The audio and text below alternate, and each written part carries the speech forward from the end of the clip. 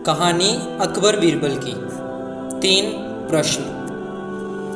अकबर के प्रश्नों और बीरबल के जवाबों से जुड़े किस्से काफ़ी प्रचलित हैं। कहते हैं कि बीरबल बहुत बुद्धिमान थे। अकबर के सवालों के सटीक जवाब बीरबल के पास ही होते थे।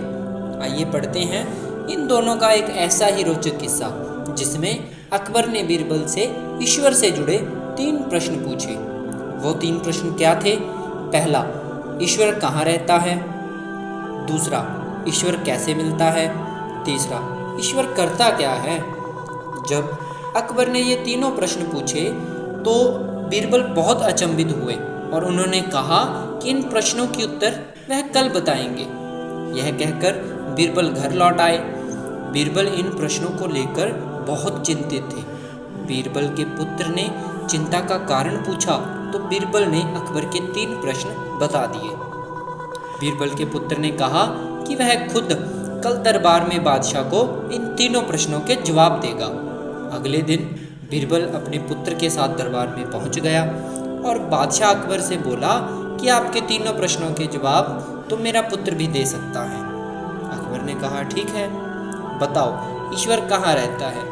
इस प्रश्न के जवाब के लिए बीरबल के पुत्र ने दूध मंगवाया जिसमें चीनी मिली हुई थी। उसने वह दूध शहंशाह अकबर को दिया और कहा, चखकर बताइए दूध कैसा है? अकबर ने चखकर बताया कि दूध मीठा है। तब बीरबल के पुत्र ने कहा, क्या इसमें चीनी दिख रही है? अकबर ने कहा, नहीं, इसमें चीनी दिख तो नहीं रही, वह तो दूध में घुल गई है। बीरबल के पुत्र ने कहा, जहाँपना, ठीक इसी तरह ईश्वर भी संसार की हर चीज में घुला हुआ है, लेकिन दूध में घुली हुई चीनी की तरह वह दिखाई नहीं देता। अकबर इस जवाब से संतुष्ट हो गए।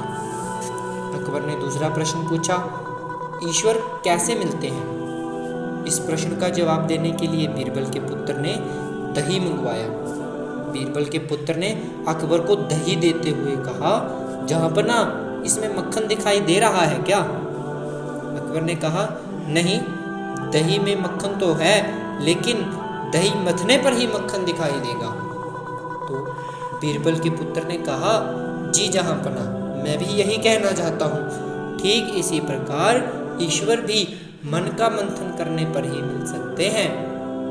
केवल और केवल जब हम मन का मंथन करते हैं तो हमें मक्खन के स्वरूप भगवान का दर्शन होता है। अकबर भी इस जवाब से संतुष्ट हो गए। अकबर ने तीसरा प्रश्न पूछा, ईश्वर करता क्या है?